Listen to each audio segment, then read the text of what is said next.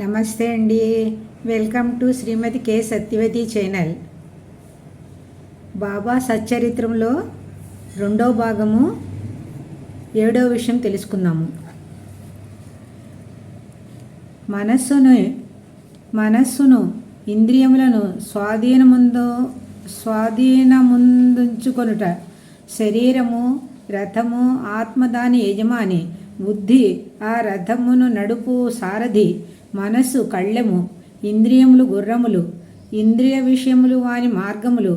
ఎవరికి గ్రహించే శక్తి లేదో, ఎవరి మనసు చంచలమైనదో, ఎవరి ఇంద్రియములు ఆస్వాధీనములో బండితోలు వాని దుర్మార్గపు గుర్రము వలె వాడు గమ్యస్థానము చేరలేడు. చావు పుట్టుకుల చక్రంలో పడిపోవును. ఎవ్వరికి గ్రహించు శక్తి గలదో, ఎవరి మనసు స్వాధీనమందున్నదో, ఎవరి ఇంద్రియములు స్వాధీనమందుండునో గ్రహించి తన మనసును పగ్గముతో లాగి పట్టుకొనగలడో వాడు తన గమ్యస్థానమును చేరగలడు, విష్ణుపదమును చేరగలడు. 8. మనస్సును పావనము చేయుట. మానవుడు ప్రపంచములో తన విధులను తృప్తిగా ఫలాపేక్ష లేకుండా నిర్వర్తించమని ఎడల అతని మనసు పావనము కాదు. మనస్సు పావనము కానిదే అతడు ఆత్మసాక్షాత్కారము పొందలేడు. పావనమైన మనస్సులోనే వివేకము అనగా సత్యమైన దానిని అసత్యమైన దానిని కనుగొనుట. వైరాగ్యము అసత్యమైన దాని నందు అభిమానము లేకుండుట. మొలకలెత్తి క్రమముగా ఆత్మసాక్షాత్కారమునకు దారి తీయును. అహంకారము రాలిపోనిదే, లోభము నశించనిదే, మనసు కోరికలను విడిచిపెట్టనిదే ఆత్మసాక్షాత్కారమునకు అవకాశము లేదు. దేహమే నేననుకొనుట గొప్ప భ్రమ. ఈ అభిప్రాయమందు అభిమానం ఉండుటచే బంధమునకు కారణము. నీవు ఆత్మసాక్షాత్కారమును ఆక్షించినచో ఈ అభిమానమును విడవవలెను. 9. గురువు యొక్క ఆవశ్యకత. ఆత్మజ్ఞానము మిక్కిలి సూక్ష్మము గూఢము అయినది. ఎవరైనను తమ స్వశక్తిచే దానిని పొందుటకు ఆశించలేరు. కనుక ఆత్మసాక్షాత్కారము పొందిన ఇంకొకరి గురువు సహాయము మిక్కిలి అవసరము. గొప్ప కృషి చేసి శ్రమించి ఇతరులు ఇవ్వలేని దాన్ని అతి సులభంగా గురువు నుండి పొందవచ్చును. వారి మార్గమందు నడిచియున్నవారు కావున శిష్యుని సులభముగా ఆధ్యాత్మిక ప్రగతిలో క్రమముగా ఒక మెట్టు మీద నుంచి ఇంకొక పై మెట్టునకు తీసుకొని పోగలరు. 10. భగవంతుని కటాక్షము. ఇది అన్నిటికంటే మిక్కిలి అవసరమైనది. భగవంతుడు తన కృపకు పాత్రులైన వారికి వివేకమును వైరాగ్యమును కలుగచేసి సురక్షితముగా భవసాగరము నుండి తరింపచేయగలడు. వేదము అభ్యసించుట వలన కానీ, మేధాశక్తి వల్ల కానీ, పుస్తక జ్ఞానము వల్ల కానీ ఆత్మానుభూతి పొందలేరు. ఆత్మ ఎవరిని వరించునో వారినే దానిని పొందగలరు. అట్టి వారికే ఆత్మ తన స్వరూపమును తెలియజేయునని కఠోపనిషత్తు చెప్పుచున్నది. ఈ ప్రసంగము ముగిసిన పిమ్మట బాబా ఆ పెద్ద మనిషిని వైపు తిరిగి, అయ్యా, నీ జేబులో బ్రహ్మము 50 5 నోట్ల రూపాయితో 250 రూపాయలు ఉన్నవి. దయచేసి దానిని బయటికి తీయుము అనెను. ఆ పెద్ద మనుషుడు తన జేబు నుంచి నోట్ల కట్లను బయటకు తీసెను.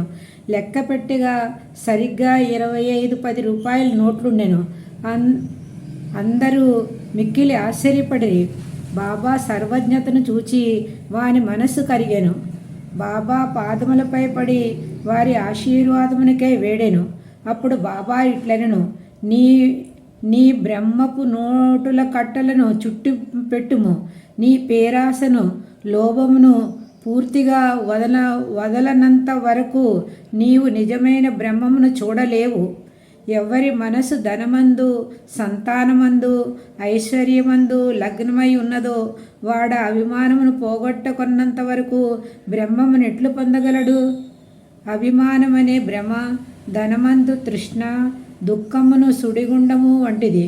అది అసూయ అహంభావమును మొసళ్లతో నిండి ఉన్నది. ఎవడు కోరికలు లేనివాడో వాడు మాత్రమే ఈ సుడిగుండమును దాటగలడు. పేరాసయు బ్రహ్మజ్ఞానమును ఉత్తర దక్షిణ ధ్రువములు వంటివి. అవి శాశ్వతంగా ఒకటికొకటి బద్ధ వైరము కలవి. ఎక్కడ పేరాస గలదో అక్కడ బ్రహ్మము గూర్చి ఆలోచించటకు గాని దాని ధ్యానమునకు గాని తావు లేదు. అట్లయినచో పేరాస గలవాడు విరక్తిని మోక్షమును ఎట్లు సంపాదించగలడు? లోభికి శాంతి గాని సంతుష్టి గాని దృఢ నిశ్చయము గాని ఉండవు. మనసునందే మాత్రమే పేరాశయున్నను. సాధనములన్నీయును ఆధ్యాత్మిక ప్రయత్నములు నిష్ప్రయోజనములు. కొన్నంత వరకు బ్రహ్మమును ఎట్లు పొందగలడు? అభిమానమనే భ్రమ, ధనమందు తృష్ణ, దుఃఖమును సుడిగుండము వంటిది. అది అసూయ అహంభావమును మొసళ్లతో నిండి ఉన్నది. ఎవడు కోరికలు లేనివాడో వాడు మాత్రమే ఈ సుడిగుండమును దాటగలడు. పేరాసయు బ్రహ్మజ్ఞానమును ఉత్తర దక్షిణ ధ్రువములు వంటివి. అవి శాశ్వతంగా ఒకటికొకటి బద్ధ వైరము కలవి.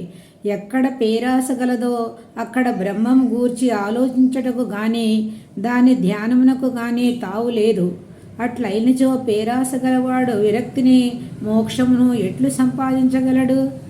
లోభికి శాంతి గాని సంతుష్టి గాని దృఢ నిశ్చయము గాని ఉండవు. మనసునందే మాత్రమే పేరాశయున్నను. సాధనములన్నీయును ఆధ్యాత్మిక ప్రయత్నములు నిష్ప్రయోజనములు. ఎవడు ఫలాపేక్ష రహితుడు కాడో, ఎవడు ఫలాపేక్షకాంక్షను విడువడో, వానికి వాని యందు విరక్తి లేదో అట్టి వాడు గొప్ప చతుర్వరి అయినప్పటికీ వారి జ్ఞానం ఎందుకు పనికిరానిది.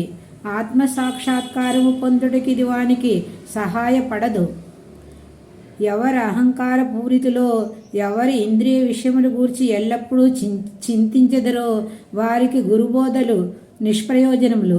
మనస్సును పవిత్రమనర్చుట తప్పనిసరి అవసరము. అది లేనిచో మన ఆధ్యాత్మిక ప్రయత్నములన్నీయును ఆడంబరము డాంబికము కొరకు చేసినట్లగును. కావున దేనిని జీర్ణించుకొనగలడో, దేనిని శరీరమునకు పట్టించుకొనగలడో దానినే వాడు తీసుకొనవలెను. నా ఖజానా నిండుగా ఉన్నది, ఎవరికేది కావలసిన దానిని వారికి ఇవ్వగలను, కానీ వానికి పుచ్చుకొని యోగ్యత కలదా లేదా అని నేను మొదట పరీక్షించవలెను. నేను చెప్పిన దానికి జాగ్రత్తగా వినచో నీవు తప్పక మేలు పొందెదవు. ఈ మసీదులో కూర్చొని నేనెప్పుడూ అసత్యములు పలకను. ఒక అతిథిని ఇంటికి పిలిచినప్పుడు ఇంటిలోని వారు కూడా, అక్కడున్నవారు, స్నేహితులు, బంధువులు కూడా అతిథితో పాటు విందులో పాల్గొందురు. కావున అప్పుడు మసీదులో ఉన్న వారందరూ బాబా ఆ పెద్ద మనుషునకు చేసిన ఈ ఆధ్యాత్మిక విందులో పాల్గొనిరి. బాబా ఆశీర్వాదములు పొందిన పిమ్మట అచ్చట ఉన్నవారందరూ ఆ పెద్ద మనిషితో సహా మిక్కిలి సంతోషంతో సంతృష్టి చెందిన వారే వెళ్ళిపోయిరి. బాబా వారి వైశిష్టము. అనేక మంది సన్యాసులు ఇండ్లు విడిచి అడవుల్లోనూ గుహలలోనూ ఆశ్రమములలోనూ ఒంటరిగా నుండి జన్మరాహిత్యమును గాని మోక్షమును గాని సంపాదించుటకు ప్రయత్నించెదరు. వారితరుల గూర్చి ఆలోచించక ఆత్మానుసంధానముందే మునిగి ఉందరు. సాయిబాబా అట్టివారు కారు. బాబాకు ఇల్లు కానీ, భార్య కానీ, సంతానము కానీ, బంధువులు కానీ లేరు. అయినప్పటికీ వారు సమాజంలోనే ఉండేవారు. బాబా 4 ఏళ్ళ నుండి భిక్ష చేసి ఎల్లప్పుడూ వేప చెట్టు క్రిందనే కూర్చునేవారు. లౌకిక విషయములందు మగ్నులైన జనులకు ఈ ప్రపంచంలో ఎట్లు ప్రవర్తించవలెనో బోధించుచుండెడివారు. ఆత్మసాక్షాత్కారము పొందిన పిమ్మట కూడా ప్రజల క్షేమమునకై పాటుపడుచు సాధువులు, యోగులు మిక్కిలి అరుదు. అట్టి వారిలో శ్రీ సాయిబాబా ప్రథమగణ్యులు. కనుక హేమంత్ పంత్ ఇట్లు చెప్పెను: ఏ దేశమునందు సాయిబాబాను ఈ అపూర్వము అమూల్యము అయిన పవిత్ర రత్నము పుట్టినదో, ఈ దేశము ధన్యము. ఏ కుటుంబంలో వీరు పుట్టిరో అదియు ధన్యము. ఏ తల్లిదండ్రులకు వీరి పుట్టిరో వారును ధన్యులు. 16, 17 అధ్యాయములు సంపూర్ణము. సద్గురు శ్రీ సాయినాథార్పణమస్తు. శుభం భవతు. నమస్తే అండి, ధన్యవాదములు.